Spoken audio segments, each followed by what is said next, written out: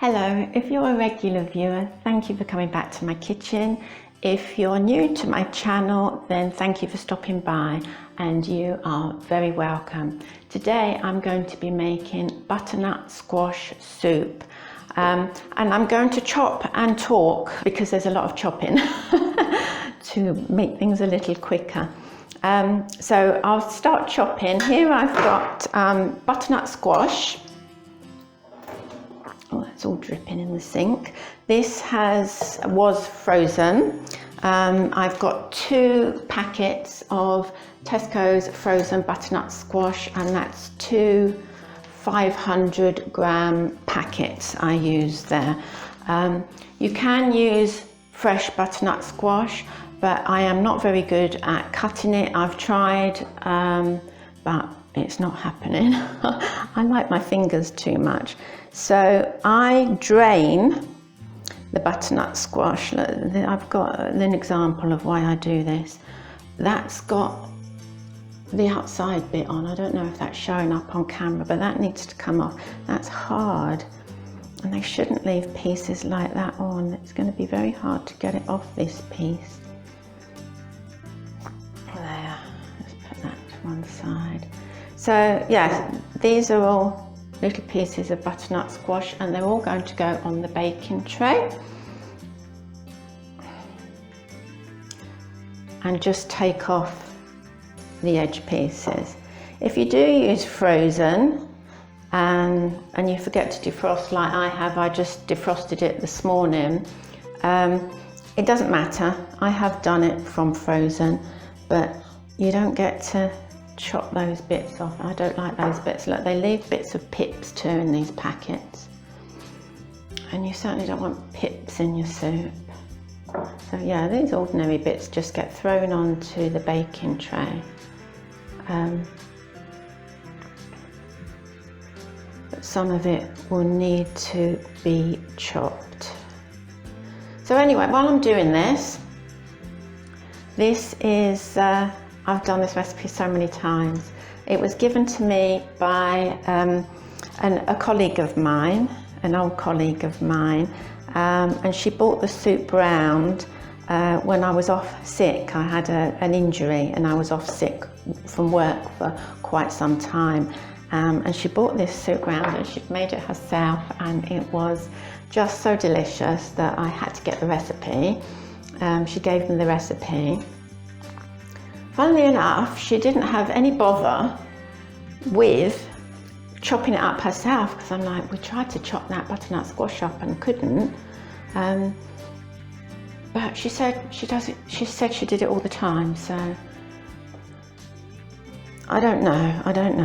I actually watched a YouTube clip of how to cut a butternut squash up, but it didn't work for me, and my son was here at the time and he had a go and it didn't work for him. The knife was sharp, but so this is why I use the frozen. But so yeah, I got the recipe from her. How nice was that? How nice was that she should come round and bring me butternut squash soup while I was off ill. Bless her. Also, I don't think I've told you, your oven needs to be on while we're chopping all this.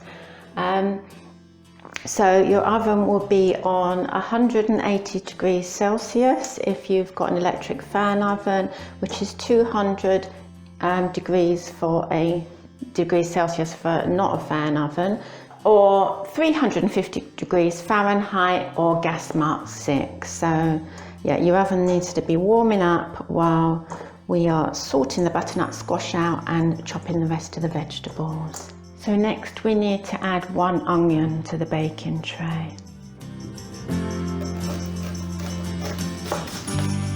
This onion can be quite roughly chopped because it's all going to roast on here on the baking tray, and it's all going to be whizzed up at the end into the soup, so it doesn't have to be in tiny pieces. And just sprinkle the onion over. You want all the flavours to cook together in the oven.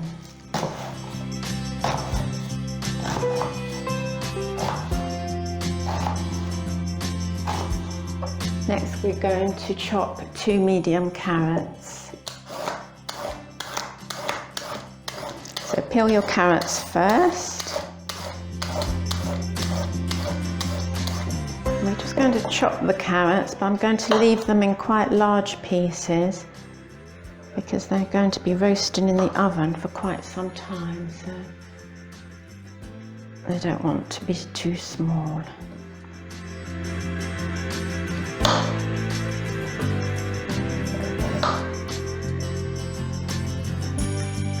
I'll just put those on the baking tray. Next I'm going to cut up my red pepper. So for those of you who don't know how to cut up a pepper, if you just cut a circle around the top and hopefully if you pull the stem it will come out. It probably won't do it seeing as we're on camera, but here goes.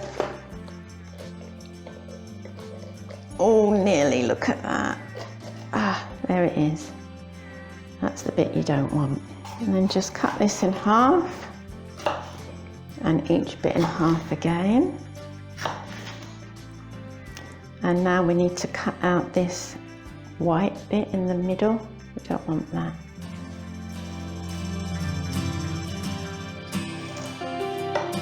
And we don't want the seeds either, so just any seeds need to come out.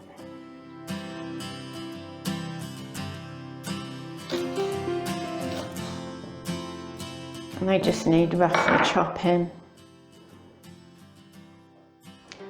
And again putting onto the baking tray. So it's this white fleshy bit in the middle that you don't want. You don't want those seeds going in either. So keep them quite chunky. Here are all my vegetables on the baking tray. Just to recap, we've got butternut squash, 1 onion, 2 medium carrots, 1 red pepper, and now we're going to put on about 4 tablespoons of olive oil.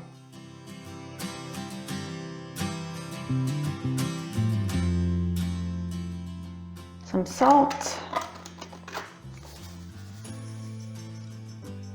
and some black pepper. Quite a lot of black pepper.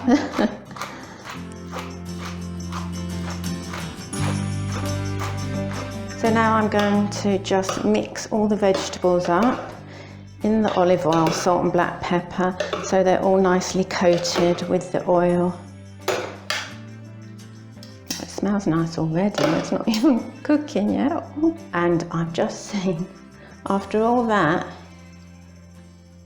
trying to get the pips out of the butternut squash, I've just found a little butternut squash pip, so I will get rid of that. I don't want him in there. So they're nicely mixed and they'll go in the oven to roast for about 40 minutes. So the roasted vegetables are about halfway through cooking. They've had about 20 minutes.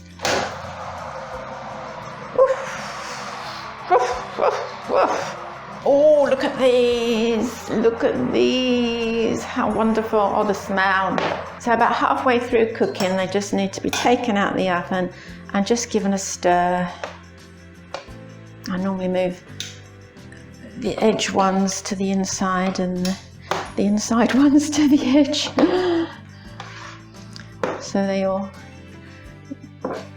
cook evenly.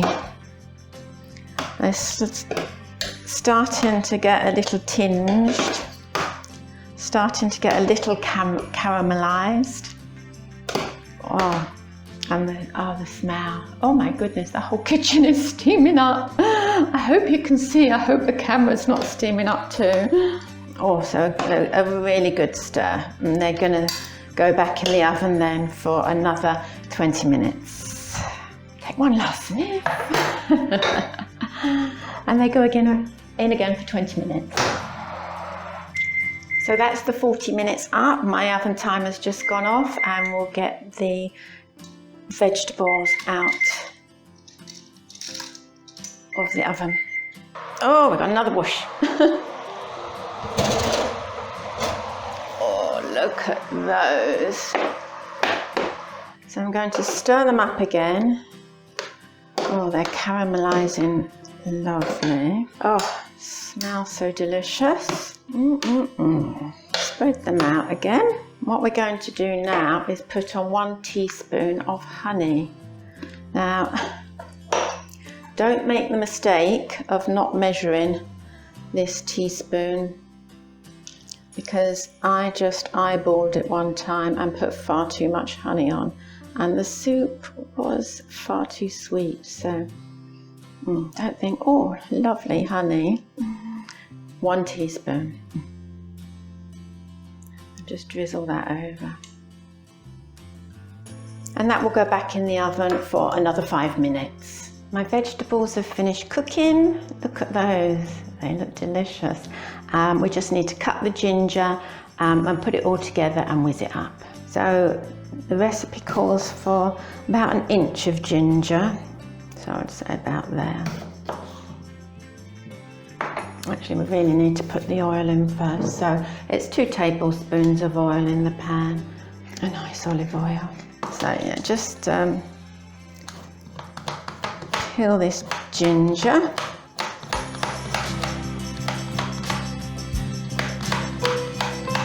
And I cut ginger up like I cut garlic, or really like an onion. So that way, and then in half, and just cut into the tiniest pieces you can.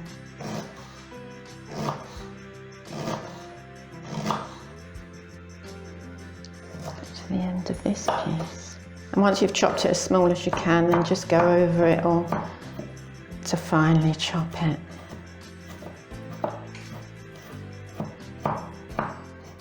We're just going to pop this all into the oil to cook. The ginger just needs to cook in the oil on a very low heat for 2 to 3 minutes, just until it softens. While the ginger's cooking, I'm going to make up just under 1 litre of stock. I just use vegetable gravy granules. You can use any stock you wish. Use your favourite, really. Whatever your favourite stock is. It doesn't have to be vegetable just because it's vegetable soup. It could be chicken stock, stock cube, anything really. I'm going to put a bit more in than that because it looks a bit thin. Yeah, that's a bit better. Now the ginger's had about 3 minutes, I'm just going to pour in all the stock. And we need to bring that to the boil. Oh, the ginger smells so very delicious. So as you can see, that's bubbling well, and I'm just going to turn that heat off totally. And now I'm going to scrape the vegetables off the baking tray and just pop them into the stock with the ginger in it. I just wish you could smell this. It's the most wonderful smell of all these roasted vegetables and the ginger. Look at that bit. Why is there always a bit that tries to escape? So make sure you scrape off as much as the caramelized vegetables as you can, because they'll all add to the flavor of the soup.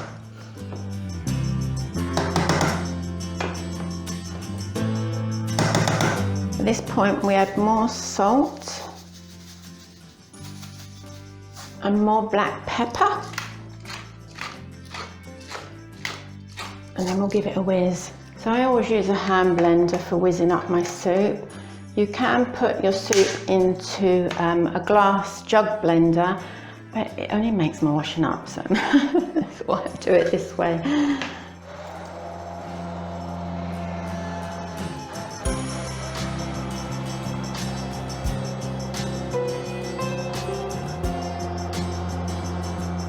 Once you're nearly blended, you need to give a taste test to see if we need more salt. I think I need a tiny bit.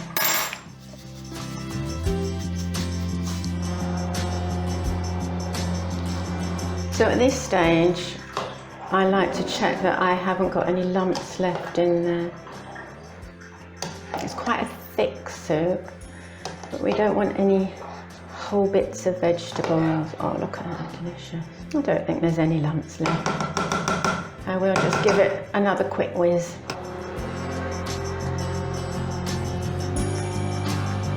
So that's the soup finished. All that remains to do is serve it. This recipe makes 6 portions, and I did my calculations earlier with the ingredients that I bought yesterday, and it worked out as 62p a portion, or 84 cents if you're in the USA. So it's a very economical dish, a very nutritious dish, and a very tasty dish. If you've enjoyed this video, don't forget to give me the thumbs up and subscribe. If you would like more recipes like this, I upload every Wednesday at 2 p.m. UK time.